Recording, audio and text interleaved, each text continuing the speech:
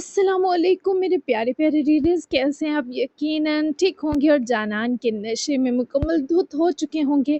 तो आज मैं कल से थोड़ी सी बड़ी एपिसोड लाई हूँ।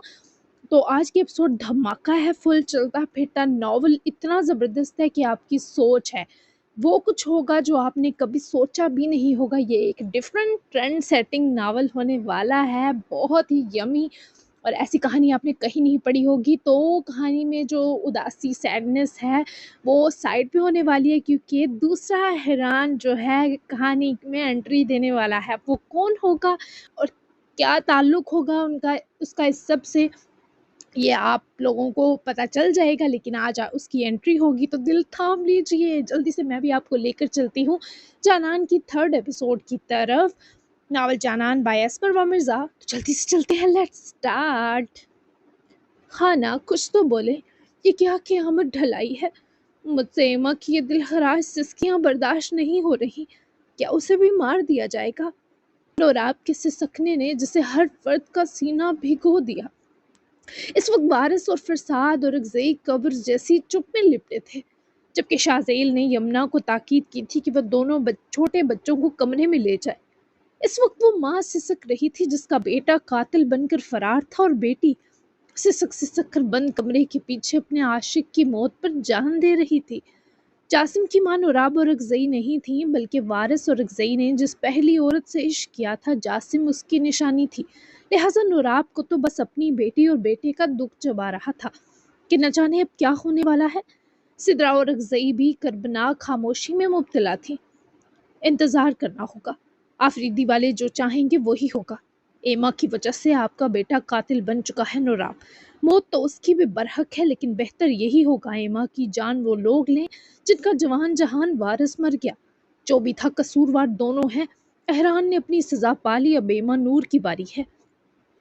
वारिस और अगज़ई के लहजे में जरा लचक और नरमी न थी, उल्टा सफाकियत तो बर्बरियत थी। कैसे बाबा हैं आप वारिस और अगज़ई, खुदा का खौफ करें। एक औलाद कातिल बन गई और दूसरी को इन जालिमों के रहमो करम पर छोड़ेंगे, खुदा के लिए रहम करें। नोराब जैसे चिल्ला उठी। बात अपनी औलाद पर आई थी, जबकि फरसाद साहब और सिदरा साहिबा कर्बनाक खामोशी में मुब्तला उन्हें सुन रहे थे, जबकि शाज़ेल और अगज़ई के तासुरात न्यूट्रल थे। रहम रहम क्यों खाए वो? रहम ज़ारोन और अगज़ई ने खाया क्या? उसने दोनों को कुछ कहने की मोहलत तक न दी, मार डाला हैरान को। इस दुश्मनी का आगाज तुम दो की औलाद ने किया है, तो इसे ख़त्म भी तुम दो की औलाद करेगी। इस घर में एमा नूर का वजूद नाकाबिले बर्दाश्त है। कान खोल कर सुन लो वारिस और अगज़ई, और अपनी इस बीवी को भी समझा दो। सिदरा साहिबा खुद अपनी जगह से उठी और फैसला सुनाया, जबकि हर कोई उनके गन गरज रखते लहजे के जेरे असर खामोश हो गया। खून का बदला खून, फिर चाहे किसी का भी लखते जिगर भेंट चढ़े। ये तरबियत की है तुम लोगों ने अपनी औलाद की।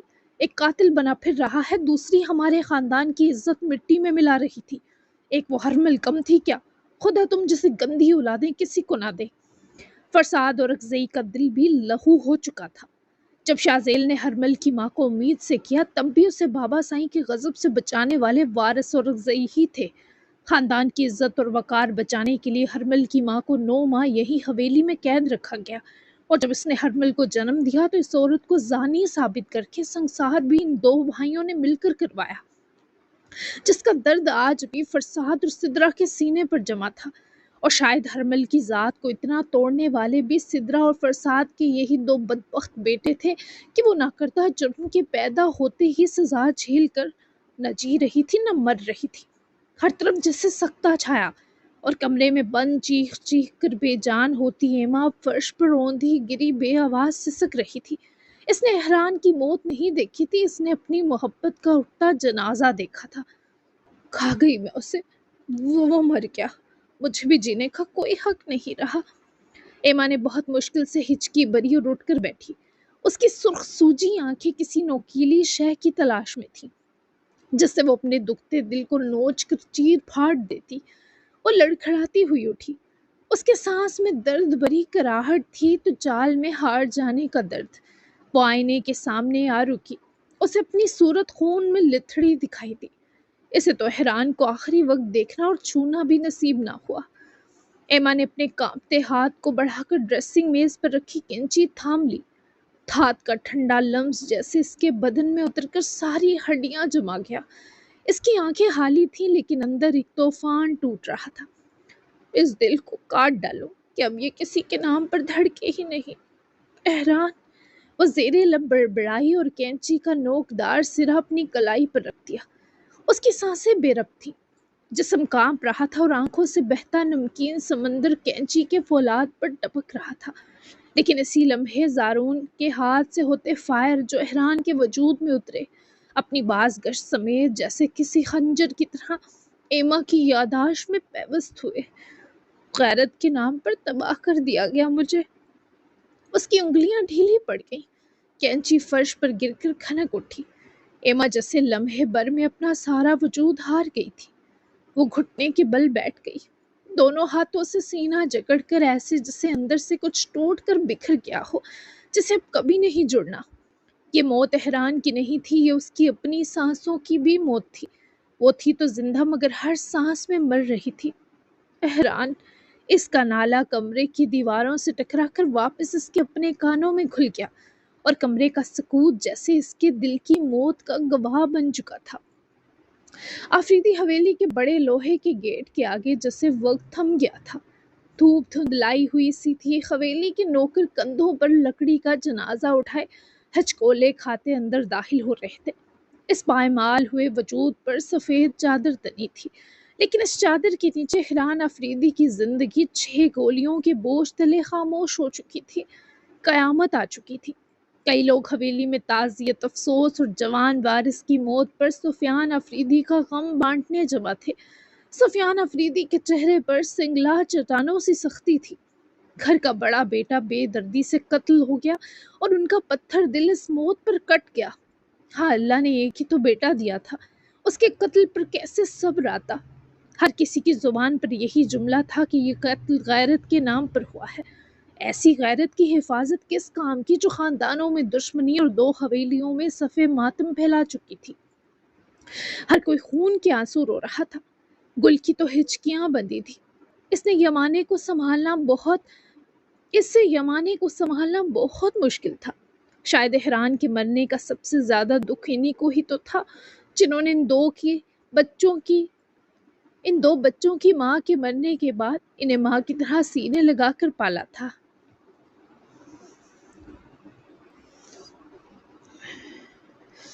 ان کا سینہ پھٹ گیا تھا۔ یزدان آفریدی اور عالیہ کے آنسو بھی بے لگام تھے۔ ایک ہی پتھر دل وجود تھا وہاں صوفیہ، لیکن اس ظلم پر تو وہ بھی سہم گئی تھی۔ احران کی میت کو غسل دے دیا گیا تھا۔ کچھ ہی دیر میں جنازہ تھا، لیکن اس کی جان کا بدلہ چکائے بنا کیسے اسے سپرد حق کر دیا جاتا؟ جس طرح یشما آفس سے حویلی پہنچی، بس وہی جانتی تھی۔ اس کے دل کا ٹکڑا اس کا بھائی مار دیا گیا تھا۔ یہ ایسی بات نہیں تھی جو برداشت کی جاتی، لیکن وہ برداشت میں شاید کچھ زیادہ اچھی تھی۔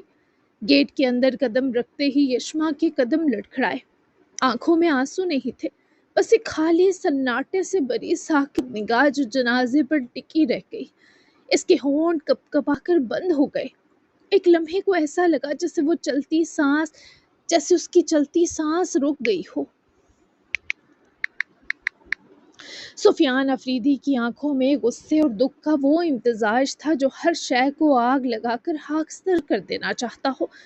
وہ زمین پر جمی نگاہوں کے ساتھ جوان اولاد کی موت کا غم اٹھائے کھڑے تھے، جیسے ان کے کندھوں پر پوری دنیا کا بوجھ لاد دیا گیا ہو۔ ان کے پہلو میں صوفیہ، احران اور یشما کی سوتیلی ماں ہاتھ میں دوپٹے کا پلو لیے بار بار نم آنکھیں پونجھ رہی تھی، مگر اس کے چہرے کی لرزش بتا رہی تھی کہ یہ رونا دکھ سے زیادہ خوف کا ہے۔ خوف پھیل گیا تھا، انسان کو کیڑے مکوڑے کی طرح مسل دینے کا خوف۔ قبیلے کے کئی افراد جمع تھے، سب کی آنکھیں سرخائی میں گھلی اور بھیگی تھی۔ کل نے یمانے کو سہارا دے رکھا تھا، جن کی جان اس میت میں اٹکی تھی، اور ہر کوئی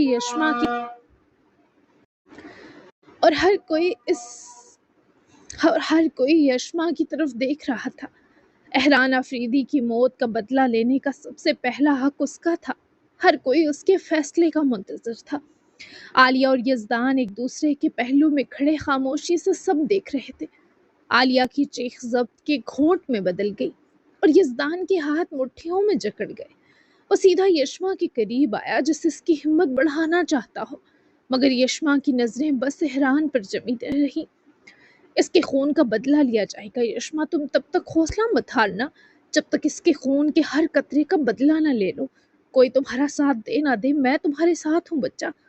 یزدان کا کلیجہ منہ کو آیا کہ سنگدل بائی نے ذرا جو بیٹی کو تسلی دی ہو، وہ خود آگے آئے اور یشما کو خود سے لگاتے اس کے خسارے پر اس کی تکلیف بانٹنی چاہی۔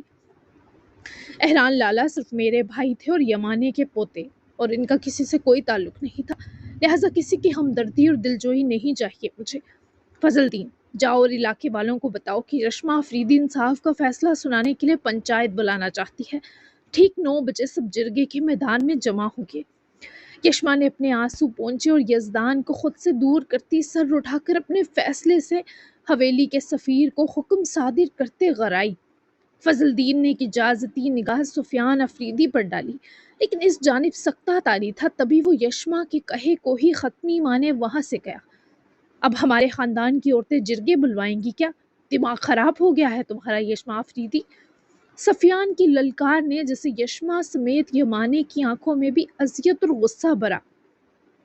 یشما کی آنکھیں سفیان افریدی پر جمی تھی، وہ آنکھیں جو ابھی بھائی کی میت دیکھ کر سن ہو گئی تھی، اب آہستہ آہستہ شعلہ بن رہی تھی۔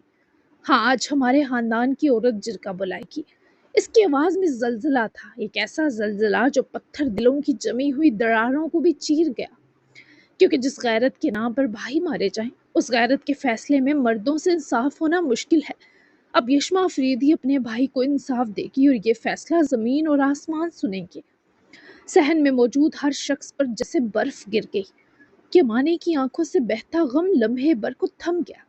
وہ جانتی تھیں کہ یہ پوتی جب قسم کھا لے تو اسے روکنا ممکن نہیں۔ یزدان نے یشما کے سر پر ہاتھ رکھا، مگر یشما کے قدم اب کسی کا سہارا نہیں ڈھونڈ رہے تھے۔ یزدان کی آنکھوں میں غیرت اور فخر کی روشنی تھی، وہ چپ چاپ پیچھے ہٹ گئے، مگر اس کے سینے میں آگ اور مضبوط ہو گئی۔ عالیہ نے چپکے سے اپنا آنچل آنکھوں پر رکھ لیا۔ انہیں معلوم تھا کہ یہ فیصلہ صرف ایک انتقام نہیں، ایک اعلان جنگ ہے۔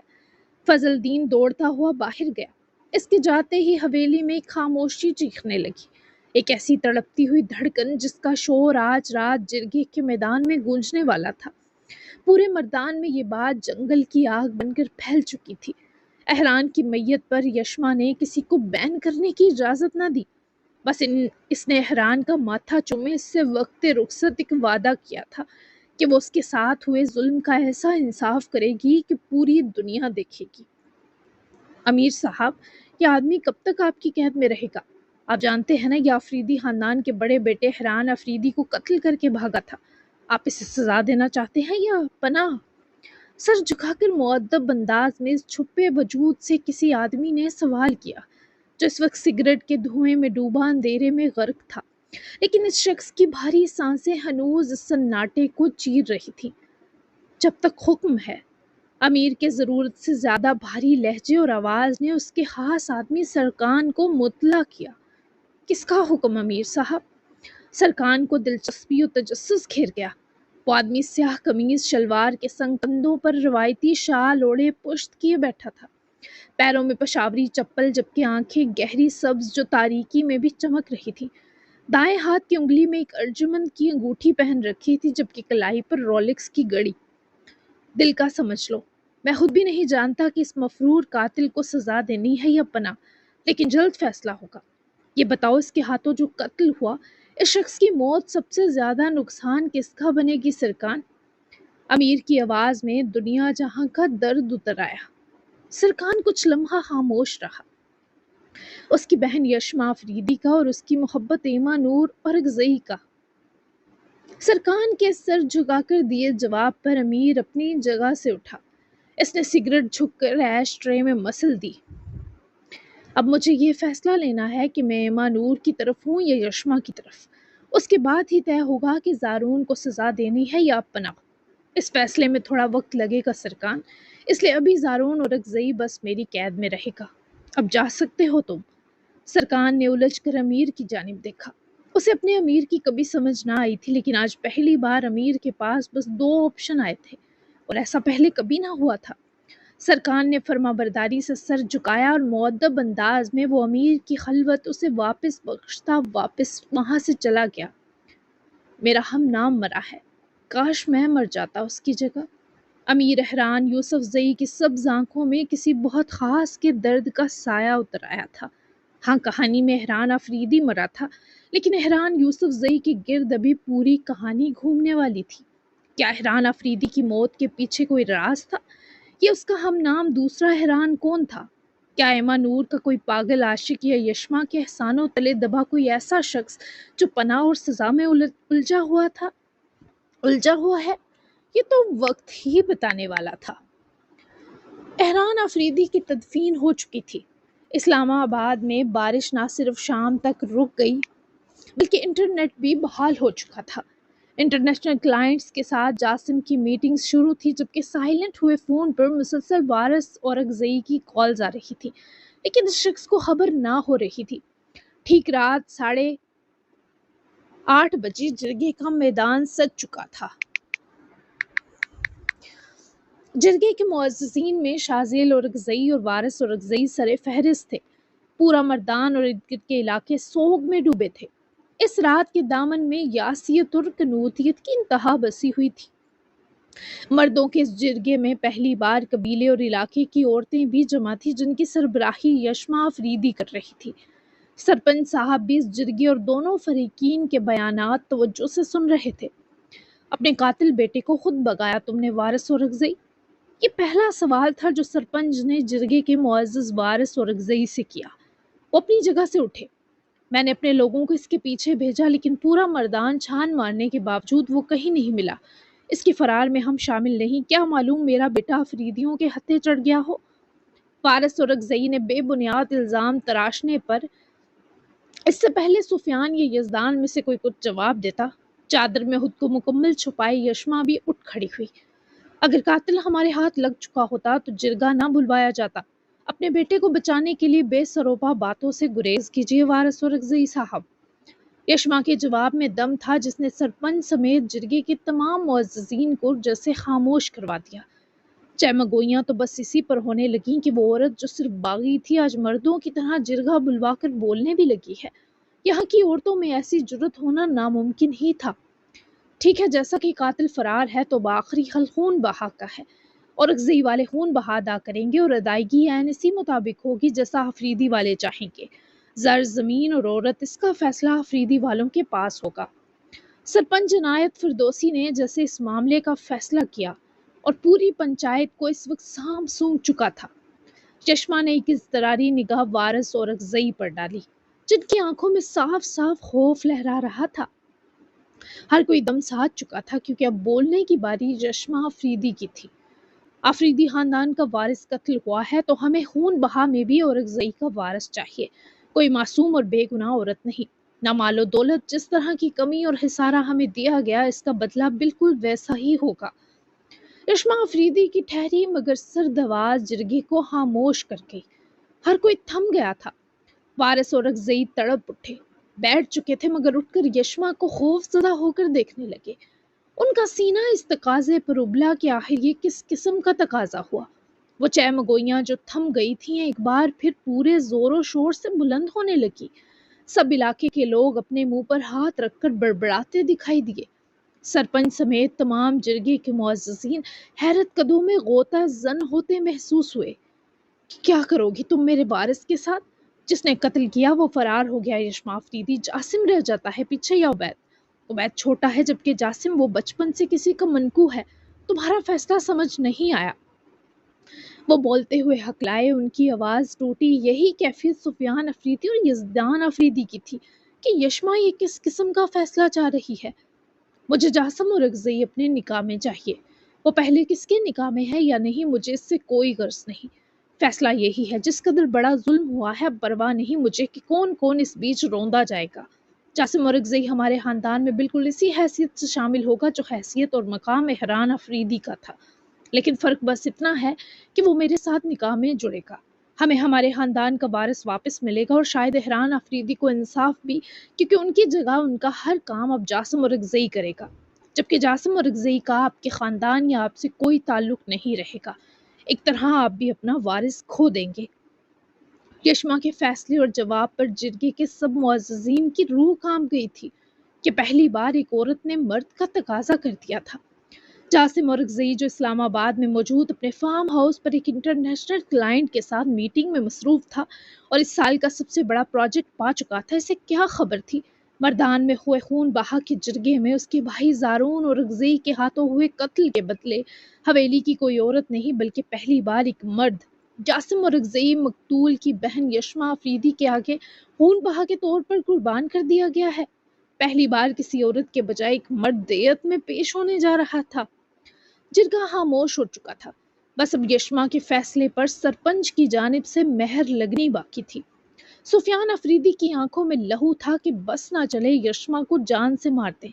ان کے بقول یہ اچھا موقع تھا اور رگزئی والوں سے خون بہا کے نام پر مال و مرتبہ ہتھیانے کا، لیکن یشما کا فیصلہ ان کے ارمانوں پر پانی بہا گیا، جبکہ وارث اور رگزئی کا سینہ ٹکڑوں میں بٹ گیا۔ ایک اولاد قاتل، ایک زندہ جیتی جاگتی لاش، اور تیسری اولاد سے ایسی دردناک دستبرداری، یہ اس شخص کے پیروں سے زمین سرکانے سا تھا۔ لیکن فرساد اور رگزئی اس فیصلے سے مطمئن تھے۔ وہ سرپنچ کے مشیر تھے، ان کے بقول شاید پہلی بار کسی نے ڈنکے کی چوٹ پر اتنے بہترین انصاف کا فیصلہ سنایا تھا۔ کچھ دیر کی خاموشی کے بعد سرپنچ، جن کے سر پر اونچا شملہ تھا، گردن غرور کے سنگ اکڑی تھی اور آنکھوں میں بہترین انصاف سے جڑے فیصلے کا سکوت تھا، اٹھ کھڑے ہوئے۔ ہر فرد کی جیسے سانس تھمی تھی۔ میں اس جرگے کا سرپنچ ہونے کے ناطے اس قتل کے معاملے کا فیصلہ سنانا چاہوں گا۔ یشما افریدی کا تقاضا ہماری روایات اور ہمارے اصولوں کا کسی صورت انحراف نہیں کرتا۔ یہ فیصلہ انصاف پر مبنی ہے کہ اورکزئی خاندان کے لوگ بھی اس وارث سے دستبرداری کی تکلیف سہیں۔ جذبات اور جوش میں آ کر کسی معصوم جان کا قتل کر کے ملبہ غیرت پر ڈال دینا سراسر بربریت اور سفاکیت ہے۔ پہلی بار میں اس فیصلے سے 100% متفق ہوں اور حکم دیتا ہوں کہ جاسم اور رگزئی اس حکم پر عمل درآمد کرنے کو واپس مردان تشریف لائے۔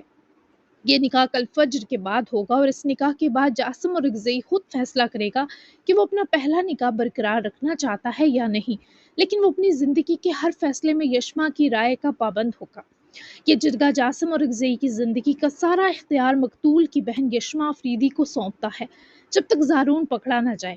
اس کے بعد ہم اس فیصلے پر نظر ثانی کریں گے، اور اگر دوسری صورت جاسم اور رگزئی جرگے کے اس فیصلے سے انکاری ہو جاتا ہے جو کہ اس کا حق ہے، تو اس صورت ایما نور کو دیت کے طور پر افریدی حویلی کے سپرد کیا جائے گا۔ جاسم کو فوری طور پر مردان واپس بلایا جائے۔ پنچایت برخاست ہوئی۔ کل فجر کے وقت دوبارہ پنچایت یہی لگے گی اور آخری فیصلے پر عمل درآمد کیا جائے گا۔ آپ سب کے آنے کا بے حد شکریہ۔ جرگہ خاموش ہو چکا تھا، جبکہ یشما کی ویران ڈوبی آنکھوں کا درد اس بھرے مجمع میں کوئی نہیں سمجھ سکتا تھا۔ جرگہ ختم ہوا اور دونوں فریقین اپنے اپنے گھروں کا رخ کر گئے۔ افریدی حویلی اور اورکزئی حویلی میں قیامت بدستور برپا تھی۔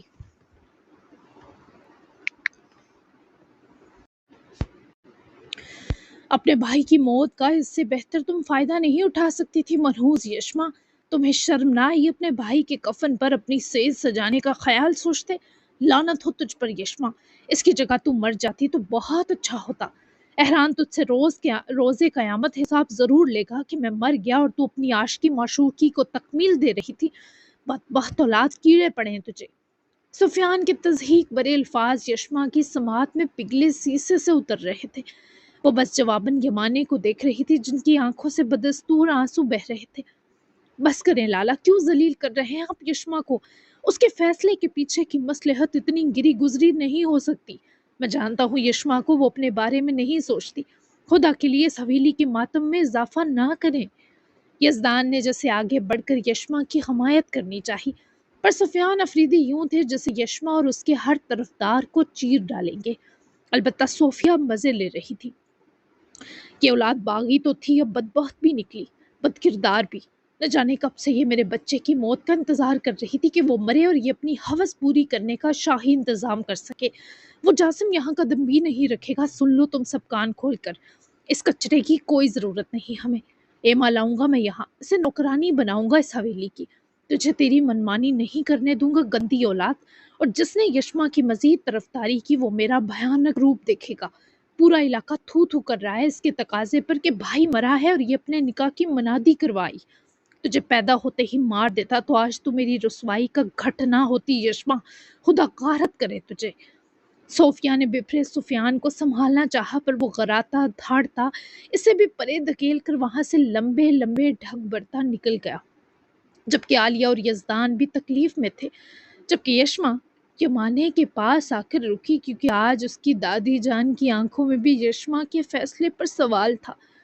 اب تو جانتی ہے یمانے، نہ میں بد کردار ہوں نہ مجھے اس شخص کو پانے کی ہوس ہے۔ میں حیران کی موت کی سزا زارون کو ہی دلواؤں گی، لیکن یہ فیصلہ میں نے اپنے لیے نہیں لیا۔ آپ کی آنکھوں کا سوال بہت تکلیف دہ ہے تو میں وعدہ کرتی ہوں آپ کو اس کا جلد جواب دوں گی۔ جب تک احران کا قاتل سزا نہ پالے میں آسان سانس بھی نہیں لوں گی۔ جاسم بے گناہ ہے تو آپ بھروسہ رکھیں کہ فیصلہ اس کی سزا نہیں بنے گا۔ تم سمجھاؤ ان کو گل کہ مجھے توڑنے کے لیے کائنات کا ذرہ ذرہ ہی کافی ہے کہ ان میں شامل نہ ہو۔ یشما نے ان کے قدموں میں بیٹھے التجا کی، لیکن کچھ دیر کے لیے ہی صحیح یمانے اس سے ناراض تھی، بہت ناراض۔ منہ تک پھیر لیا تھا۔ گل خود رو رہی تھی۔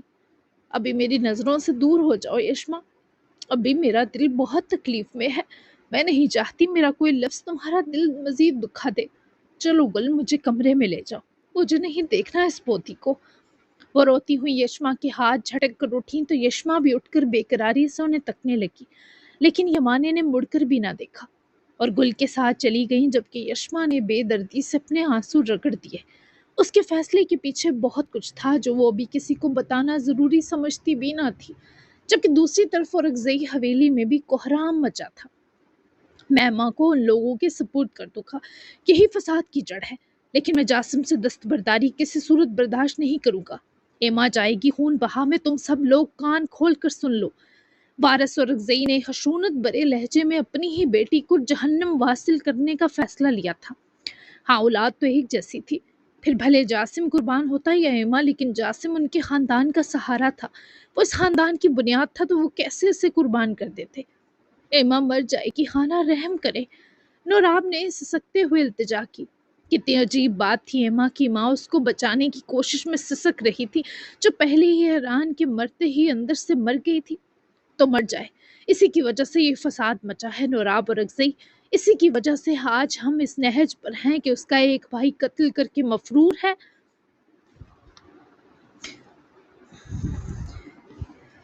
اور دوسرا ہم سے چھینا جا رہا ہے۔ نہیں، ایسا کسی صورت نہیں ہوگا۔ جاسم آ رہا ہے، وہ فیصلہ لے گا اب۔ وارث اورکزئی نے جیسے حتمی اعلان کر دیا تھا۔ سب کی آنکھیں خوف و تکلیف سے پھٹنے لگی تھی، لیکن نہ جانے اب جاسم اورکزئی کیا فیصلہ سناتا۔ اسے بابا کا پیغام پہنچا تھا کہ وہ فوراً مردان واپس آئے۔ اس نے بابا سے وجہ بھی پوچھی، لیکن وارث اورکزئی نے فی الحال اسے کچھ نہ بتایا۔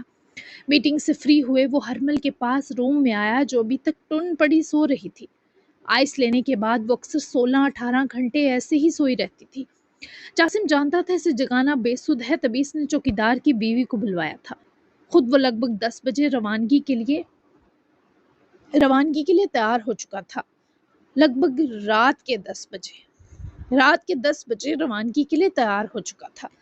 ہرمل کا دھیان رکھنا سکینہ، میری اجازت کے بنا وہ فارم ہاؤس سے باہر نہ نکلے، سمجھ گئے تم دونوں؟ ویسے تو وہ مزاحمت کے لائق ابھی مزید 24 گھنٹے نہیں ہوگی، لیکن پھر بھی اگر وہ فارم ہاؤس سے نکلی تو حساب تم 2 سے لوں گا۔ مجھے ارجنٹ مردان جانا پڑ رہا ہے، ورنہ میرا ارادہ پرسوں واپسی کا تھا، تم 2 کی ذمہ داری بنا کر جا رہا ہوں اسے۔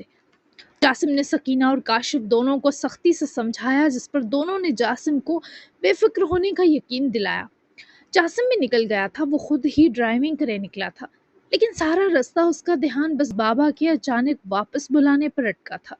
لیکن فی الحال کوئی سرا اس کے ہاتھ نہ آ سکا، قیامت تو اس پر حویلی پہنچ کر ٹوٹنے والی تھی۔